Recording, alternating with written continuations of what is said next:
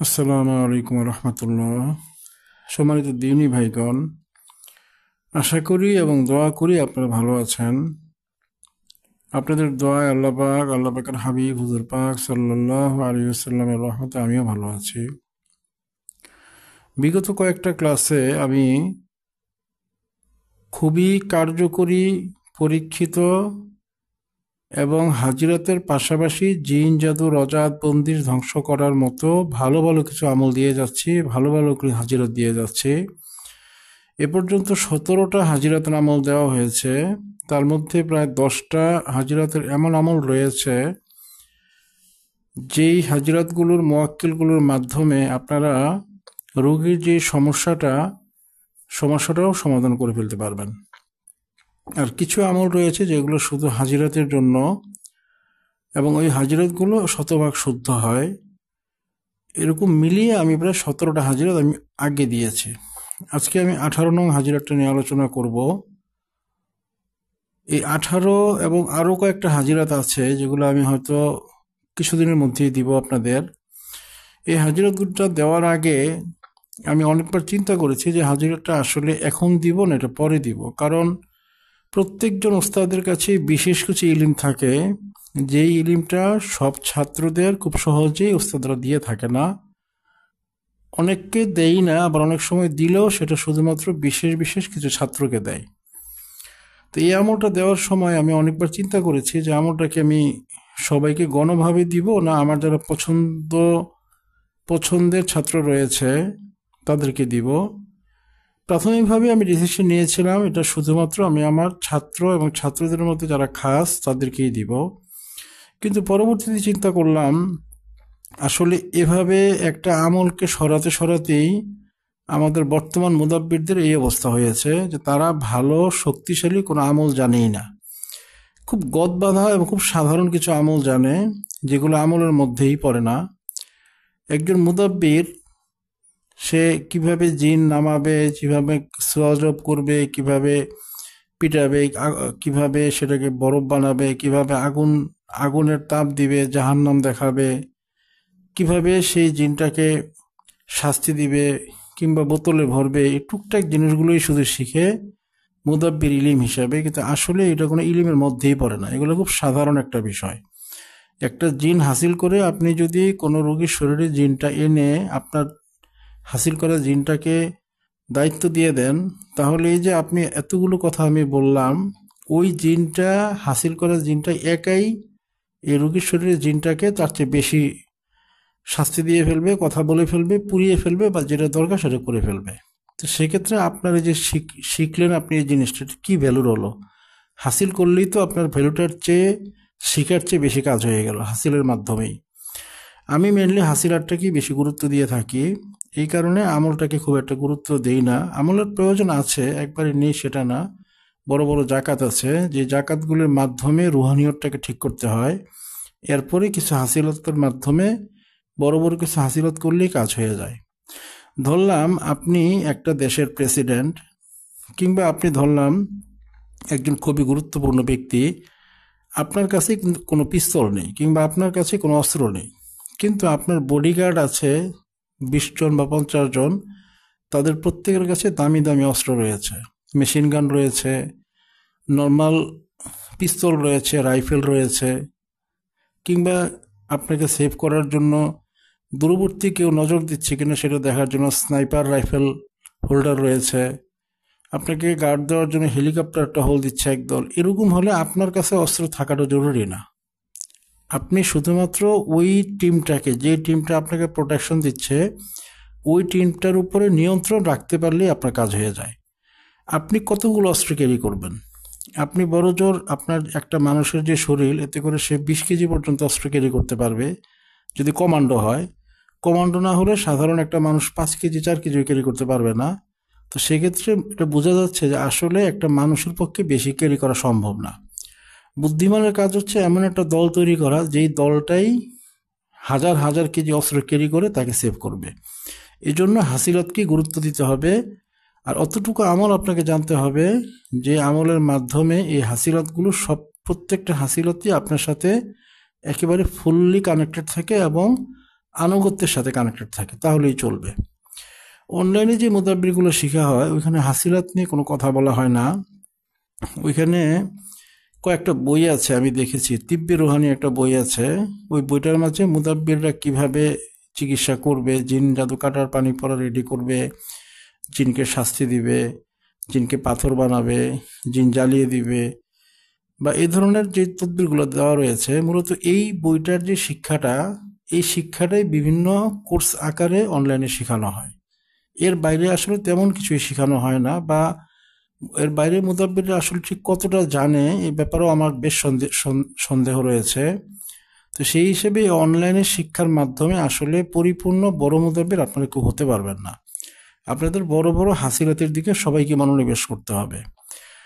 আমি এই আমলটা দেওয়ার ক্ষেত্রে আমি চিন্তা করেছি যে আমি যদি আমলটা এখন লুকিয়ে ফেলি, এই ধরনের ভালো ভালো আমলগুলো, সেক্ষেত্রে পরবর্তী যে মুদাব্বির যারা আসবে তারা ভালো আমলগুলো হাতে পাবে না। সব দিক বিবেচনা করে আমি এই আমলটা আমার খাস ছাত্রদেরকে না দিয়ে আমি এটা পাবলিক ভিডিও করে দিচ্ছি, যাতে করে যারা মুদাব্বির শিখছেন তারা প্রত্যেকেই যেন এই আমলটা পেয়ে যান। যেহেতু আমলটার মধ্যে রজাত বন্দিশ কিছুই নেই, একটা ফ্রেশ আমল, এটা মোয়াক্কেলের সাথে কানেক্ট হয়। মোয়াক্কেলটা ফেরেস্তা, জিন্নাত মোয়াক্কেলও না। সেই হিসেবে রজাত বন্দিশ ছাড়াই সুন্দর বড় রকমের একটা হাসিলাত একটা লোকের হয়ে যাবে। এই ধরনের আমলগুলো মূলত ওস্তাদরা সাধারণত তার বিশেষ ছাত্রদেরকে দেয়, কিন্তু আমি পাবলিক ভিডিও করে দিচ্ছি, আপনারা সকলে আমলটা করবেন। এটা 100তে 100 কার্যকরী। এটা আমার পরীক্ষিত, আমার না, আমার কয়েকজন ছাত্র আছে তাদেরও পরীক্ষিত। আপনার আমলটা করলে খুব সুন্দর রেজাল্ট পাবেন। অনেকে আমাকে অনলাইনে ফোন দেন বা মেসেজ দেন, বা ইউটিউবের কমেন্টসের মধ্যে আমি দেখি, বা ফেসবুকের কমেন্টসে দেখি যে আপনারা শিখতে চাচ্ছেন। আমি আপনাদেরকে বরাবরের মতো আবারও পরামর্শ দিব যে আপনারা, আমি তো ঢাকায় থাকি এখন, আপনারা আমার কাছে অনলাইনে আমি যেহেতু শিখাই না, বা অনলাইনে শেখানোটাকে আমি অন্যায় মনে করি, একটা মুদাব্বিরের জ্ঞানের অপরিপক্কতা মনে করি অনলাইনে শেখানো, সেই হিসাবে আমি অনলাইনে শিখাই না। আমি যাদেরকে শিখাই তারা আমার কাছে এসে এসে শিখে যায়। একটা আমল নেওয়ার জন্য আমার কাছে আসে, আমার সামনে বসে, আমি হাজিরা করি, এরপর জিন জাদু রজাত বন্দিশ থাকলে এটা আমি ধ্বংস করি। এরপরে আমার যদি কোনো কিছু দেওয়া প্রয়োজন হয়, তেল পড়া, পানি পড়া, লবণ পড়া, গোলমরিচ কিংবা আতর বা যেটাই প্রয়োজন হয় আমি দেই। এরপর তার আমলটা আমি হাতে নেই, আমলটা করতে গিয়ে কি সুবিধা অসুবিধা দেখি, এরপরে আমলটা তাকে চেঞ্জ করে দিই। হাসিল হলে হাসিল হবে, হাসিল না হলে আমি আবার পুনরায় করতে বলি। বা যদি যখন আমলটা কমপ্লিট করে ফেলবে তখন এসে আমলটা আমার কাছে জমা দিতে বলি, আমি আমলটা চেক করি, এরপর পরবর্তী আমলে তাকে মাইগ্রেট করি। আমি এভাবে শিখাই মূলত। সেই হিসেবে আপনারা যারা অনলাইনে এভাবে আমাকে কমেন্টস করেন, আপনারা যদি আমার কাছে এসে শিখতে পারেন, আপনারা সবাই শিখেন।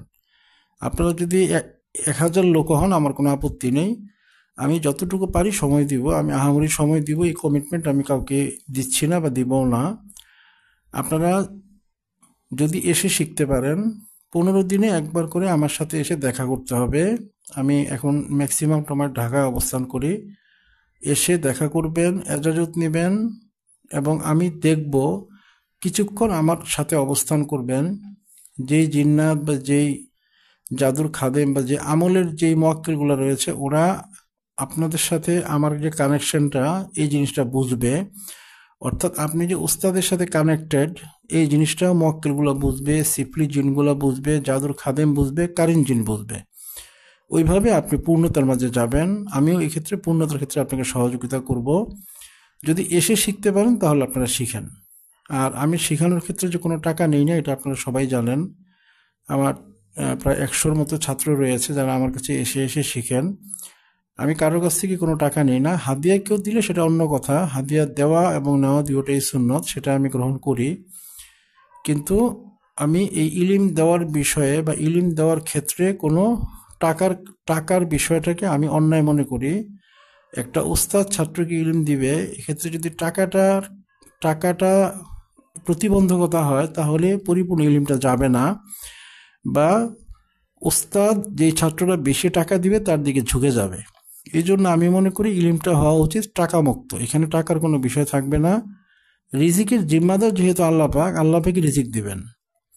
আর যদি একজন মুদাব্বির ভালো হয়, সে ছাত্রর টাকা নিয়ে বা রোগীর টাকা নিয়ে ধনী হবে, এইটা যদি কোনো মুদাব্বির চিন্তা করে, আমি আপনাদের একটা সূত্র দিয়ে দিচ্ছি, কোনো মুদাব্বির যদি এই কথা চিন্তা করে যে ছাত্রর টাকা এবং রোগীর টাকা নিয়ে আমি চলবো এবং ধনী হবো, আপনারা জেনে রাখবেন সে হচ্ছে একেবারে তৃতীয় শ্রেণীর একজন মুদাব্বির। সে ভালো কোনো আমল জানেই না।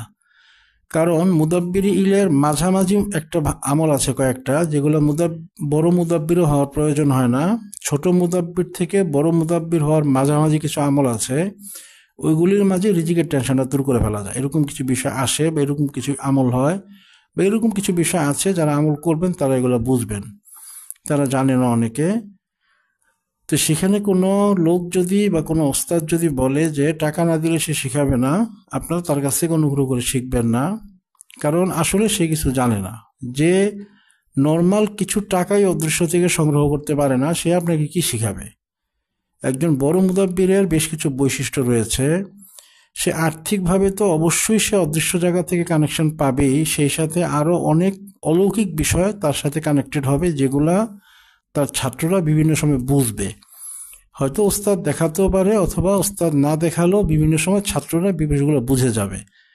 বড় মুদাব্বিরের সিম্বলগুলো যখনই পাবেন শুধু তখনই তার কাছে আপনারা শিখবেন। অনলাইনে আসলে টাকার লেনদেন বেশি হয়, বা টাকার লেনদেন ছাড়া মূলত অন্য কোনো বিষয় নেই, বিধায় আপনারা অনলাইনে শেখাটাকে খুব একটা গুরুত্ব দিবেন না, এবং এর মাধ্যমে আসলে কিছু শিখতে পারবেন বলে আমার মনে হয় না। আমি নিজেও ব্যাপারটা পরীক্ষা করার জন্য অনলাইনে যারা কোর্স করিয়ে থাকেন, আমি এরকম 9 জনের কাছে আমি টাকা দিয়েছি। কারো কাছে 2000, 1000, কারো কাছে 11,000, কারো কাছে 8,000, 7,000 আমি দিয়েছি, যে আসলে তারা কি শিখান বিষয়টা যাচাই বাছাই করার জন্য এবং বোঝার জন্য। আমি সত্য কথা হচ্ছে তারা প্রত্যেকেই মুদাব্বির, এটা মিথ্যা কথা না, তাদেরকে মুদাব্বির হিসেবে পেয়েছি, কিন্তু তারা প্রত্যেকেই খুবই ছোট মানের মুদাব্বির। অধিকাংশই টাকা ছাড়া কিছুই বোঝে না। আর যারা টাকা ছাড়া কিছু বুঝে তারা মূলত ইলমের দিক থেকে অপরিপক্ক, তারা খুব সামান্য কিছু জানে, যেই জানাটা দিয়ে মূলত বড় মুদাব্বির হওয়ার যেই বিষয়গুলো ওইগুলো তার মাঝে পাওয়া যায় না। আমি অনেক 9 জনের কাছে আমি টাকা দিয়েছি, আমি দেখেছি সেদিন হিসেব করে প্রায় 9 জনের কাছে মিলালে প্রায় 80,000 টাকার মতো আমি দিয়েছি, 76,000 টাকা দিয়েছি।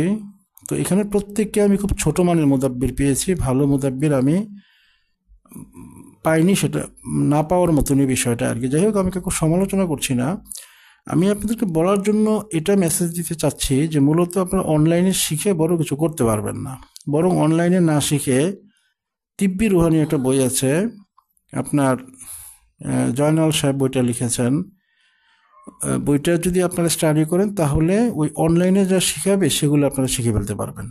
ওই বইটা পড়লেই অনলাইনে সব কিছু শেখা হয়ে যাবে, 300 টাকার মধ্যেই শেখা হয়ে যাবে। আর যদি চান যে না বড় মুদাব্বির হবেন, সেক্ষেত্রে আপনারা বড় বড় হাসিল আছে, আপনার আমার কথাটা খেয়াল করবেন, খুব বড় বড় হাসিল আছে, সেটা জিন্নাত হাসিল আছে, বড় বড় মোয়াক্কেল, বড় বড় ফেরেশতার সাথে কানেকশন আছে, অনেক সিফলিজিন কানেকশন আছে, উনি অনেক অদৃশ্য কাজ পারে, এগুলো পরীক্ষা করে নেবেন। যেমন হযরত শাহজালাল রহমতুল্লাহ আলাইহি বড় মুদাব্বির ছিলেন, উনি আমাদের সিলেট যেই বিভাগটা রয়েছে এখানে উনি ইসলাম প্রচার করেছিলেন। রাজা গৌরগোবিন্দ অনেক বড় তান্ত্রিক ছিল, ওনাকে চেক দিয়ে উনি এসে এই সিলেটটা দখল করেন এবং এখানে ইসলাম প্রচার করেন। অনুরূপভাবে হযরত খাজা মাইনুদ্দিন চিশতি রহমতুল্লাহ আলাইহি, উনি একজন বড় আল্লাহ পাকের ওলি এবং মুদাব্বির ছিলেন। উনি রাজা পৃথ্বীরাজের সাথে চেক দিয়ে, সেই রাজারা পৃথ্বীরাজ এত বড় তান্ত্রিক ছিল যে তার কাছে বড় বড় 8টা সাধনা করা ছিল, কালী সাধনা, মনসা সাধনা, শিব সাধনা, ইবলিস সাধনা, কামাখ্যা সাধনা, এরকম 8টা সাধনা ছিল। এই ধরনের বড় তান্ত্রিককে চেক দিয়ে উনি এসে এখানে ইসলাম কায়েম করেন। তো বড় মুদাব্বিরের যে চিহ্নগুলো এগুলো আপনারা খুঁজে বের করবেন, একটা ভালো ওস্তাদ দেখে তার কাছ থেকে আপনারা হাসিল করবেন। হ্যাঁ, ভালো ভালো জিনিসগুলো হাসিল করবেন, এরপরে ইনশাল্লাহ আপনি একজন ভালো মুদাব্বির হবেন। শুধুমাত্র জিনকে আটকানো, জিনকে শাস্তি দেওয়া, জিনকে রোগীর শরীরে আনা, কথা বলা, হেডাম দেখানো, এগুলো আসলে ভালো মুদাব্বিরের কোনো বড় মুদাব্বিরের চিহ্ন না। এগুলা বড় চিহ্ন কি এটা আপনারা স্টাডি করবেন, এবং এই বিষয়গুলো কাদের মাঝে পাবেন তাদেরকে আপনারা বেশি বেশি ফলো করবেন, তাদের কাছ থেকে শিখবেন। যারা আমার কাছ থেকে শেখার ব্যাপারে আসেন, আমি আবারও বলি, যদি আপনারা ঢাকা আসতে পারেন তাহলে আপনারা 41 দিনের হেফাজতের আমলটা করবেন। আমাকে হোয়াটসঅ্যাপে আপনারা জানাবেন। আমার হোয়াটসঅ্যাপ নাম্বারটা আমার ইউটিউবের যেই ডেসক্রিপশন সেখানে আমি দিয়েছি। আপনারা ওইখানে জানাবেন যে হুজুর আমি আমল শুরু করেছি, 41 দিনের হেফাজতের আমল আমি শুরু করেছি। আমি ওইখানে আপনাকে একটা পারমিশন দিয়ে দিব, আপনি হেফাজতের আমলটা শেষ করে এরপরে আপনি আমার সাথে দেখা করবেন। আমি আপনাকে 3টা জিন দিয়ে দিব, অথবা জিন্নাতের আমল দিয়ে দিব, অথবা আমি আলী খান হুজুরের সাথে আপনাকে সরাসরি পরিচয় করাই দিব। যে কোনো একটা কাজ আমি করে দিব, যাতে করে আপনি গিয়েই যেন মুদাব্বির কাজটা শুরু করতে পারেন। হেফাজতুল আমলের পরে আপনার এই জিন্নাতগুলো দেওয়া হবে, আপনি মোটামুটি কাজ করতে পারবেন। এরপর 15 দিন পরে আপনাকে আবার আসতে হবে। এই যে 15 দিন আসাটা এটা বাধ্যতামূলক। এটা না আসলে আপনি যে কাজ করছেন, আপনি জিন্নাতগুলো জানবে যে এই মুদাব্বিরের কোনো ওস্তাদ নেই, সে হচ্ছে ওস্তাদ ছাড়া একজন মুদাব্বির। সেক্ষেত্রে আপনার উপরে খুব সহজভাবে তারা ক্রিয়া করবে। অনুরূপভাবে আপনার যদি ওস্তাদ না থাকে, ওস্তাদের সহবত না থাকে, সেক্ষেত্রে আপনার যদি বন্দিশ বা যদি কোনো জাদু কার্তিকে জাদু আপনার উপরে পড়ে, সেই জাদুগুলো কেউ দেখবে না। কিন্তু একজন ভালো ওস্তাদ উনি ওনার কাশফের মাধ্যমে ব্যাপারটা দেখবে এবং এটা ঠিক করে দিবে। একজন ওস্তাদের কাছে যখনই আপনি যাবেন, উনি কাশফের মাধ্যমে আপনার জিন জাদু রজাত বন্দিশগুলো ধ্বংস করে দিবেন। যদি পুরোটা নাও পারেন, একটা আংশিক পরিমাণ করে দিবেন এবং আপনাকে বলে দিবেন যে এই জিন জাদু রজাত বন্দিশটা কীভাবে ধ্বংস করতে হবে, উনি আপনাকে বুঝিয়ে দিবেন এটা। অর্থাৎ আপনি পরিপূর্ণ মুদাব্বির হওয়ার দিকে যেতে পারবেন। আর যদি ছোট মুদাব্বিরের কাছ থেকে শিখতে থাকেন বা যদি অনলাইন টাইপের মুদাব্বিরের কাছে শিখেন, সেক্ষেত্রে ওনাদের কাছে যেহেতু আপনাদের যাতায়াত থাকবে না, সেক্ষেত্রে জিনরা বা খাদেম জিন বা সিফলি জিনরা আপনাদেরকে নাটায়ের মতো ঘোরাবে। আপনারা বুঝবেনই না যে আপনারা সিফলি জিনের দ্বারা নিয়ন্ত্রিত হচ্ছেন। কোনো একটা ঝামেলায় পড়ে গেলে ওস্তাদ না পাওয়ার কারণে আপনারা বিপদে পড়ে যাবেন। আবার যেহেতু ওস্তাদের সাথে কানেকশন নেই, এই জিনিসটা জিন্নাতরা বুঝে আপনার উপরে আরও বেশি পরিমাণ সাওয়ার হবে, আপনি অধিকতর বিপদে পড়ে যাবেন। এই জন্য শুধু আপনার তার কাছেই শিখবেন যার কাছে আপনি যেতে পারবেন। 15 দিনে অন্তত একবার কিছুক্ষণের জন্য, আধা ঘন্টা 1 ঘন্টার জন্য হলেও গিয়ে দেখা করে অবস্থান করবেন, সহবত নেবেন এবং কি সমস্যা এগুলো হুজুরকে বলবেন যেন ঠিক করে দেওয়ার জন্য। সেক্ষেত্রে আপনারা ইনশাল্লাহ ভালো মুদাব্বির হতে পারবেন এবং যদি ওই মুদাব্বির ভালো হাসিলত থেকে থাকে, আপনাকেও ইনশাল্লাহ বড় বড় হাসিলত করে দিতে পারবে। আপনারা যদি কেউ ছোট মুদাব্বিরের কাছে যায়, সে কখনোই বড় মুদাব্বির হতে পারবে না। বড় মুদাব্বিরের কাছে গেলেই সে বড় মুদাব্বির হতে পারবে। এই জন্য আপনার প্রত্যেকে বড় মুদাব্বিরের কাছে শেখার ব্যাপারে চেষ্টা করবেন। আর আমার কাছে শিখতে হলে আপনাদেরকে অবশ্যই আমার এখানে আসতে হবে। আমি অনলাইনে কাউকে কোনো অনুমতিও দিই না এবং অনলাইনে আমি কাউকে শেখাইও না। আমার এখানে আসতে হবে অন্তত 15 দিনে একবার, এসে এরপরে আপনি আমলগুলো একটা একটা করে যাবেন। এভাবে হতে 1-2 বছর লাগবে। প্রথমে আমি আপনাকে হেফাজতের আমল করিয়ে জিন্নাত দিব, এরপরে আমি আপনাকে এই যে হাজিরাতের যে আমলগুলো দিচ্ছি, এরকম হাজিরাতের কিছু আমল শিখাবো, বুঝাবো। এরপরে তাবিজ উঠিয়ে আনার কিছু ব্যাপার দেখাবো। এরপরে আমি জিন্নাত সংক্রান্ত বিশেষ কিছু জ্ঞান দিব। এরপরে আমি মালাক ফেরেশতা সম্পর্কে কিছু জ্ঞান দিব, কানেকশনের ব্যাপারটা ঠিক করব। একটা পর্যায়ে আপনাকে জিন জাদু ধ্বংস করার জন্য আপনাকে জিন্নাতের দেশে যাওয়ার কিছু বিষয় আসবে, ওগুলো আপনাকে করতে হবে। এগুলো করেই আপনাকে মুদাব্বিরের পূর্ণতায় আসতে হবে। যাই হোক, স্টেপ বাই স্টেপ জিনিসগুলো পাবেন যদি আপনারা আসতে পারেন। যারা আমার এখানে আসতে পারবেন না, অনুগ্রহ করে তারা শিখতে চাই মুদাব্বিরি বা হুজুর আমাকে অনুমতি দেন, এই ধরনের কথাগুলো বলবেন না। আপনারা আপনাদের এলাকায় একটা ভালো মুদাব্বির খুঁজে বের করুন এবং ওনার কাছ থেকে আপনারা আমলগুলো শিখুন। অবশ্যই যদি আল্লাহ পাক, আল্লাহর হাবিব যদি দয়া করেন, মায়া করেন, আপনারা অবশ্যই কামিয়াব হবেন। কাছাকাছি, অর্থাৎ আপনি যেখানে আছেন ওইখান থেকে যেখানে যেতে আপনার 1-2 ঘন্টা সময় লাগবে এবং আপনি ওইখানে মোটামুটি প্রতি সপ্তাহে একবার বা 2 সপ্তাহে একবার যেতে পারেন, অবস্থান করতে পারেন।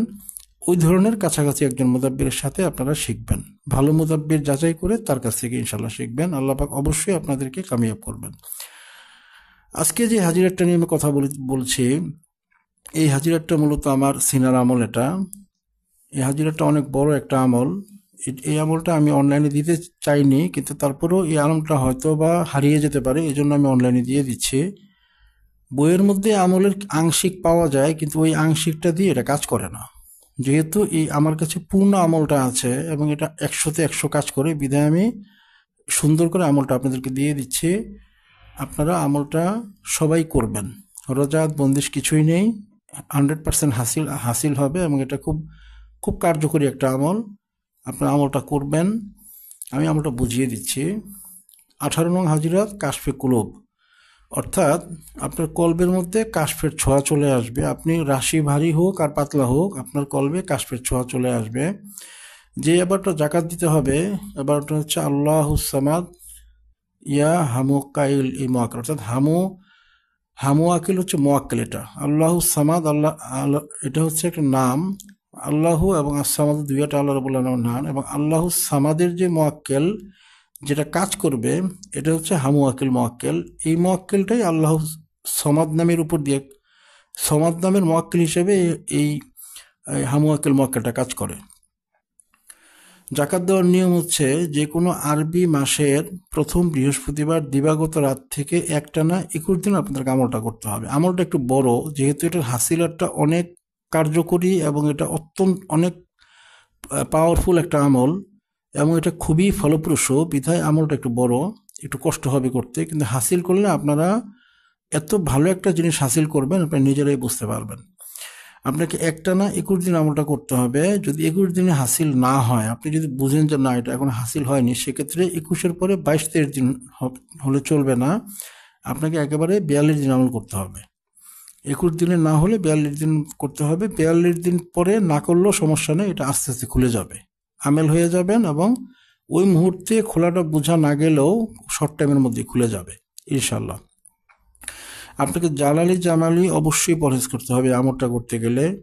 স্থান, সময় ও এশার নামাজের বৈঠকে একটানা পড়তে হবে, অর্থাৎ এখানে আপনাকে স্থানটা ঠিক রাখতে হবে। যদি আপনি আজকে করেন রাত্র 10টায়, আগামীকালও আপনাকে রাত্রে 10টায় করতে হবে।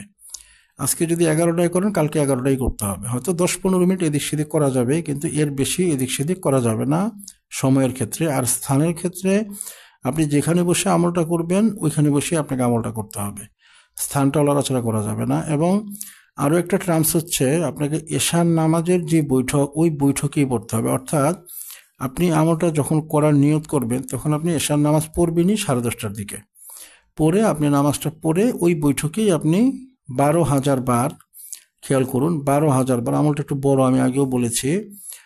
এই এবারটা আল্লাহুস সামাদ ইয়া হামুয়াকিল মোয়াক্কেল, আল্লাহুস সামাদ ইয়া হামুয়াকিল, এইটা এবারটা আপনাকে পড়তে হবে 12,000 বার। 21 দিন যখন টোটাল 21 দিনে আপনার পড়া হবে 2,52,000 বার, মানে 2.5 লাখ বার পড়তে হয় মূলত। তো যেহেতু গণনা হিসেবে 12,000 করে পড়তেছেন, সেই হিসাবে 2,000 বার বেশি হয়ে যাবে মোটের উপরে, আপনাকে পড়তে হবে সেটা। মূলত 2.5 লাখ বার যখন হবে তখন আমল হয়। এই 12,000 বার করার কারণে এটা 1,52,000 গিয়ে ঠেকবে। আপনাকে 1,52,000 বার পড়তে হবে 21 দিনে।